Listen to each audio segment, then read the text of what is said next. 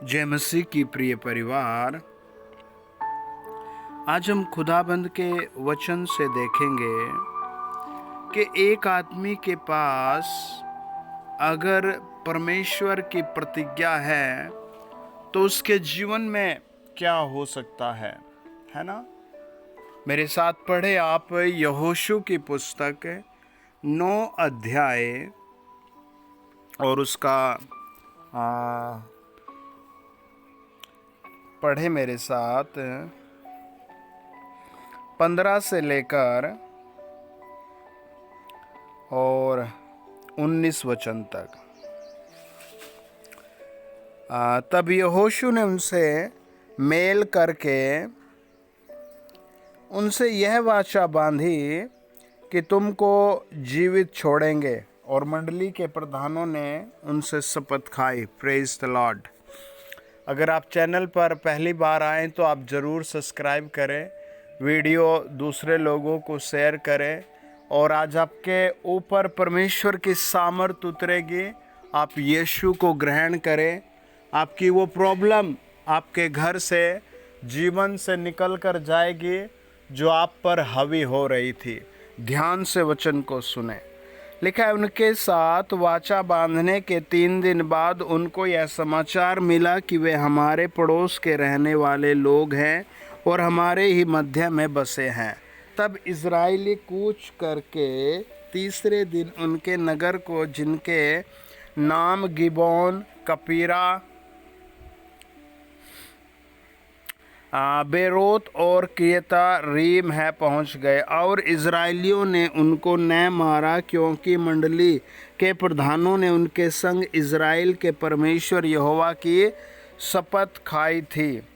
तब सारी मंडली के लोग प्रधानों के विरुद्ध कुड़कुड़ाने लगे। तब सब प्रधानों ने सारी मंडली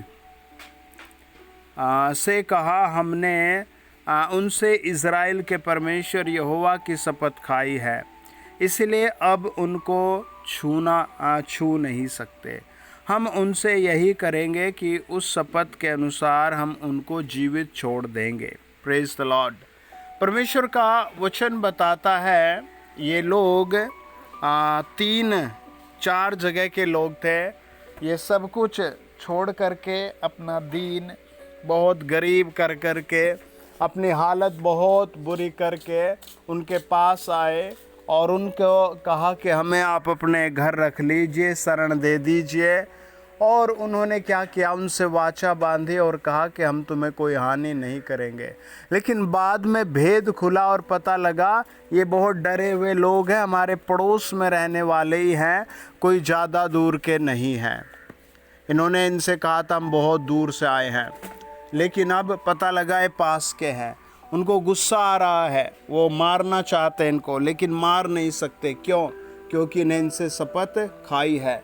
अगर आपके पास परमेश्वर का वचन है तो याद रखें, परमेश्वर आपको डूबने नहीं देंगे।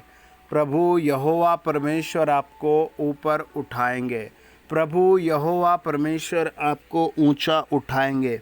अगर आपके पास बाइबल नहीं है तो आप प्ले स्टोर से डाउनलोड करें, उसको पढ़ें। आज खुदा का वचन आपसे बात कर रहा है और आपको ऊंचा उठाने की बात कर रहा है। आपकी ज़िंदगी में एक नया काम करने की प्रभु आज बात कर रहा है, आपको घोषणा दे रहा है। इनके पास परमेश्वर की नहीं, परमेश्वर के लोगों की प्रतिज्ञा आ गई थी, और इन्होंने वो प्रतिज्ञा क्या बांधी थी? वो यहोवा की शपथ बांधी थी। परमेश्वर का वचन क्या कहता है ना। परमेश्वर ने उनसे ये बात कही, उत्पत्ति 12 अध्याय 2 वचन लिखा है, मैं तुझसे एक बड़ी जाति बनाऊंगा और तुझे आशीष दूंगा और तेरा नाम महान करूंगा और तू आशीष का मूल होगा। ये परमेश्वर का पर्पस है, आपके द्वारा कुछ बड़े काम करने का। आपके विषय में परमेश्वर सोच रहे हैं, आपके हित में खुदा सोच रहे हैं। आप क्या सोच रहे हैं अपनी हालत को देख करके? हैं, पापी स्वभाव है, पापी एक्टिविटी है, पाप करने का मन है, पाप से भरा हुआ दिल है, आपका मन क्या सोच रहा है। लेकिन आज प्रभु आपके विषय में एक घोषणा कर रहा है जो पूरी होगी ही होगी। वचन बताता है